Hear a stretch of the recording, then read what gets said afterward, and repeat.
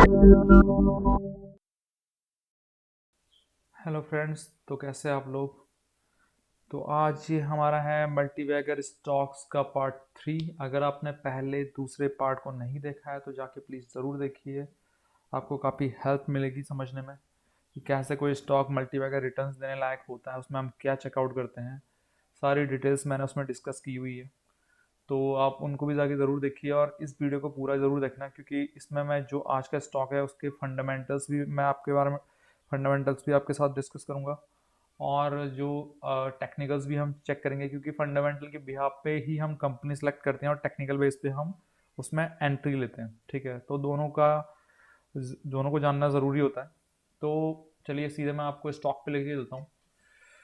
तो जी हाँ, जो आज का हमारा स्टॉक है वो है टिक्सॉन टेक। जैसे कि आपने देख लिया होगा, ये सेक्टर है कंज्यूमर ड्यूरेबल, जो भी घर में होने वाले जो भी इलेक्ट्रॉनिक्स, ये देखिए कंज्यूमर ड्यूरेबल्स इलेक्ट्रॉनिक्स, जितने भी इलेक्ट्रॉनिक अप्लायंसेज इलेक्ट्रॉनिक गैजेट्स जो भी होते हैं हमारे घर पे यूज़, और तो ये कंपनी उनकी मैन्युफैक्चरिंग करती है यहाँ पे इंडिया में। नोएडा में इनका खुद का प्लांट है, मैं आपको अभी उनकी साइट्स में भी दिखा दूंगा क्या क्या काम करते हैं।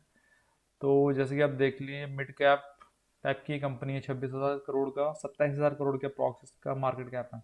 ठीक है, और पहले मैं देख आपको वेबसाइट में जाके दिखा देता हूँ कंपनी करती क्या है। तो कंपनी देखिए क्या क्या करती है। सेट ऑफ बॉक्स बनाती है, कंज्यूमर इलेक्ट्रॉनिक बनाती है, होम अप्लायंसेस सारे, फ्रिज कूलर वगैरह बनाती है, एलईडीज वगैरह बनाती है, मोबाइल फ़ोन तक बनाती है। यस फ्रेंड्स, मोबाइल फ़ोन भी बनाती है, सिक्योरिटी कैमरे बनाती है, लॉजिस्टिक सपोर्ट भी देती है। ठीक है, और मेडिकल इक्विपमेंट भी बनाती है। तो ऐसा कोई प्रोडक्ट नहीं है जो ये कंपनी ना बना रही हो, लगभग सारे इलेक्ट्रॉनिक प्रोडक्ट ये कंपनी बनाती है। तो ये कंपनी मेक इन इंडिया के तहत बहुत अच्छा काम कर रही है। जैसे कि आपको पता होगा, पहले जो भी हमारे इलेक्ट्रॉनिक प्रोडक्ट्स होते थे वो मेड इन चाइना होते थे। ठीक है, तो यहाँ पे जो ये कंपनी है इनका खुद का R&D सेंटर है नोएडा में, और यहाँ पे काफ़ी हद तक ये जो इनबिल्ड है, सब कुछ इनबिल्ड ही यहाँ पे मैन्युफैक्चर करते हैं अपनी कंपनी में। ठीक है, तो ये इतना सारी चीज़ें ये कंपनी बनाती है।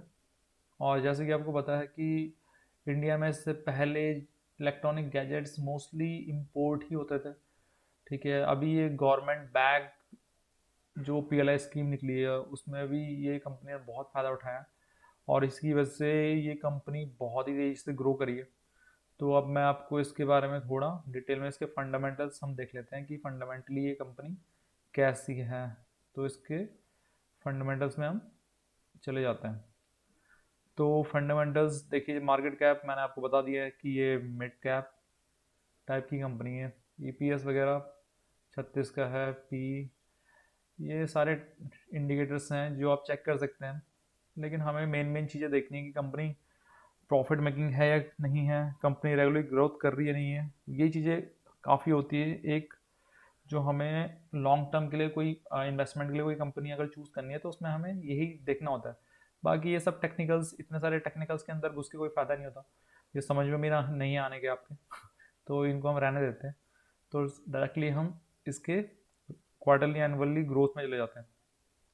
पहले एनुअल देख लेते हैं। ठीक है, हम एनुअली लास्ट 3 ईयर्स का कम से कम हमें चेक करना चाहिए, जिनका हमें 3 ईयर्स एटलीस्ट मिल जाए तो ठीक है। यहाँ पे 6 ईयर का डेटा अवेलेबल है, क्योंकि कंपनी काफ़ी पुरानी है। तो लिस्ट एक्चुअली लिस्ट तो अभी हुई 6 साल से ही हुई है, लेकिन 25 साल पुरानी है कंपनी।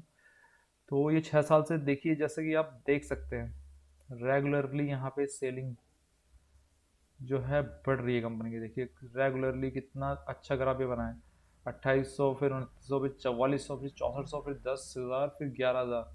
तो कंपनी देखो ग्रो कर रही है। ठीक है, और मेन है प्रॉफिट। प्रॉफिट कैसे बना रही है, तो नेट प्रॉफिट में हम चले जाते हैं। तो ईयरली बेसिस में देखिए प्रॉफिट कितने शानदार तरीके से ये मूव कर रहे हैं इसके। ठीक है, 60 हो गया, 63 हो गया, 121, 160, 190, 218। तो देखिए बहुत ही अच्छा प्रॉफिट कंपनी ने बनाया अभी तक।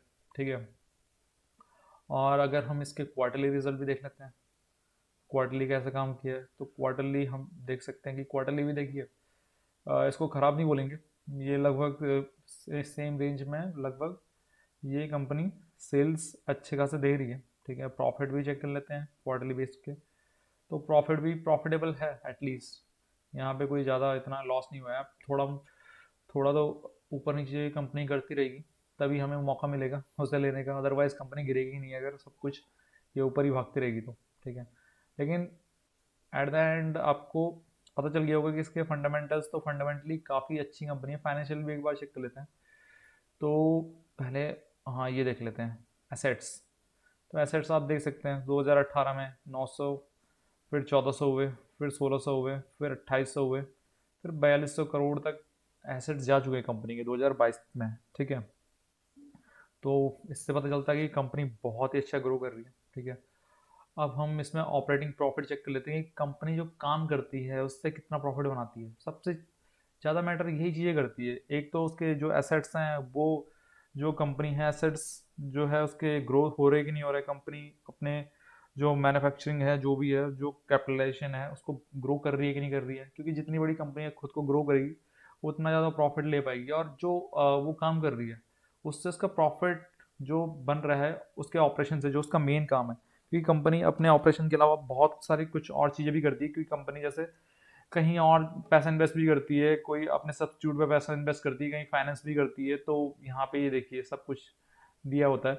तो हमें इन चीज़ों से मतलब नहीं है, हमें ये है कि जो कंपनी का मेन काम है, मेन काम क्या है इस कंपनी का, जो इलेक्ट्रॉनिक गुड्स बनाना। तो वहाँ से प्रॉफिट जनरेट हो भी रहा है या नहीं हो रहा है, कंपनी प्रॉफिट मेकिंग है या नहीं। तो यहाँ पे देखिए कंपनी अच्छा खासा प्रॉफिट बना रही है। ठीक है, यहाँ पे प्रॉफिट मेकिंग कंपनी है एटलीस्ट। ठीक है, इसको हम, इसको ऐसे नहीं बोलेंगे कि ये लॉस मेकिंग है, क्योंकि एटलीस्ट ये प्रॉफिट अच्छा खासा दे रही है, और अभी तो इसने ग्रो भी अच्छा खासा कर लिया प्रॉफिट। ठीक है, तो ये हमने बेसिक चीज़ें देख ली कि कंपनी जो एसेट्स भी ग्रो कर रही है अपनी, और प्रॉफिट्स भी कंपनी के ग्रो हो रहे हैं। ठीक है, तो अब आ जाते हैं हम इसके चार्ट में डायरेक्ट। ठीक है, तो चार्ट क्या कहता है, चार्ट में हम टेक्निकली बात करते हैं। ये हमने फंडामेंटल्स चेक कर लिए, तो सीधे हम चार्ट में आ जाते हैं।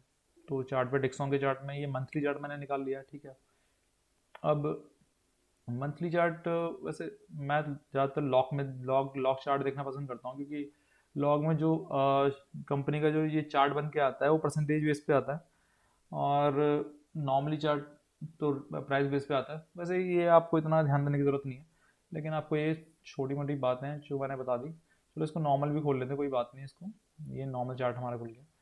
तो ये पहले मंथ का, सबसे पहले आपको ये चेक करना है कि बड़े टाइम फ्रेम में देखना है कि कंपनी का जो ट्रेंड है वो अप है या नहीं। कंपनी मतलब जो चार्ट है वो ग्रो कर रहा है बड़े टाइम फ्रेम में या नहीं। फिर उसके बाद छोटे टाइम फ्रेम में हम आते हैं। ठीक है, तो यहाँ पे देखिए अच्छा खासा ये, यहाँ से पहले देखिए कितना करेक्शन कंपनी ने किया अपने टॉप से। तो यहाँ से देखिए टॉप से बॉटम देखिए लगभग 50% कंपनी ने करेक्ट किया है। और इतनी जो अच्छी कंपनी, जो ग्रोइंग प्रॉफिट मेकिंग कंपनी है, उसका 50% कितना बहुत ही अच्छी अपॉर्चुनिटी है इसमें इन्वेस्ट करने के लिए। ठीक है, आपको ये स्टॉक अभी ठीक ठाक रेट में हम मिल सकता है।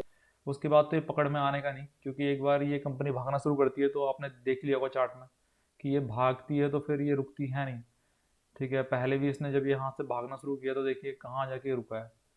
लगभग इसने 800-900% के रिटर्न्स हमें दिए। ठीक है, तो कंपनी बड़े टाइम फ्रेम में, तो ये देखिए अच्छा खासा इसका आरएसआई भी ठीक बता रहा है।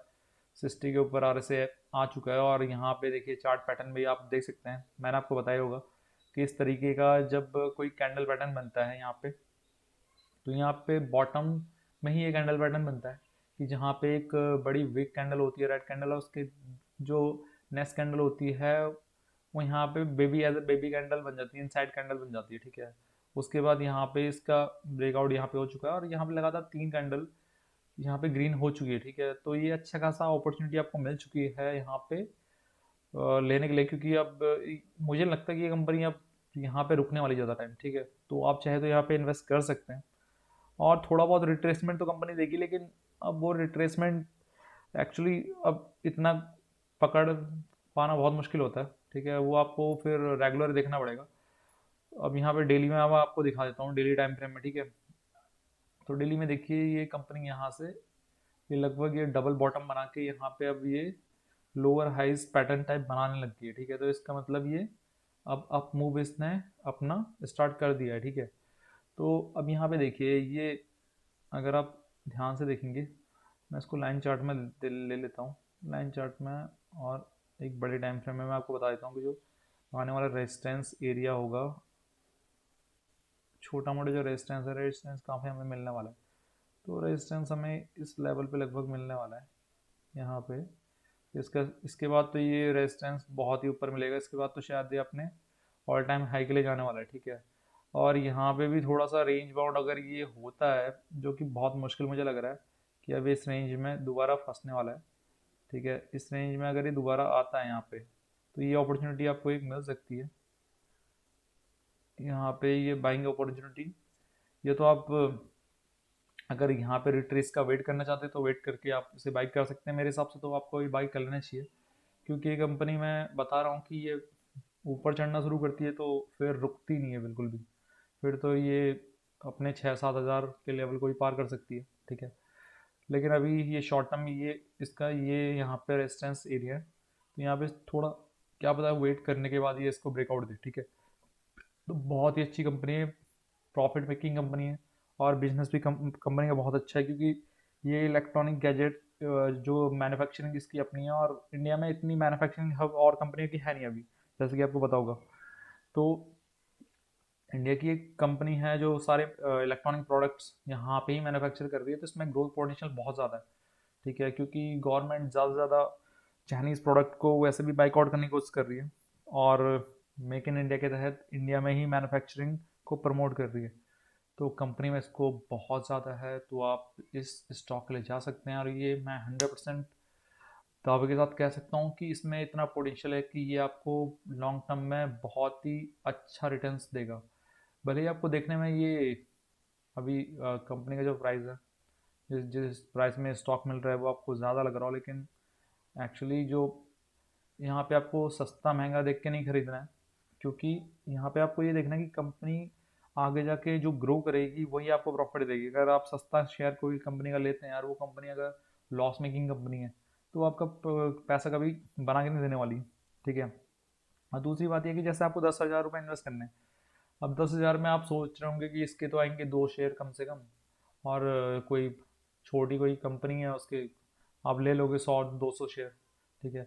लेकिन कोई ज़रूरी नहीं है कि वो 100-200 शेयर आपके मतलब ग्रो करके वो दे दे, क्या पता है ये कंपनी आपको साल भर में ही वो 10,000 का 20,000 बन के दे दे, क्योंकि ये 4,500 से कब ये 9-10 हज़ार का स्टॉक हो जाएगा आपको पता नहीं चलेगा। तो आप कंपनी का जो फंडामेंटल्स और टेक्निकल के बेस पे ही एंट्री कीजिए। मैं ये नहीं बोल रहा कि सस्ते स्टॉक अच्छे नहीं होते, सस्ते स्टॉक भी अच्छे होते हैं, और मैं आपको ऐसे स्टॉक भी ला के देता रहूँगा। लेकिन मेरी नज़र में कंपनी बहुत अच्छी लग रही थी, और इसमें अभी एंट्री बहुत ही अच्छे टाइम में बन रही है, तो इसलिए मैंने ये डिस्कस करना ज़रूरी समझा। क्योंकि अगर सही टाइम पे आप कोई कंपनी को पकड़ लेते हैं तो उसमें आप एक लॉन्ग राइड खेल पाएंगे।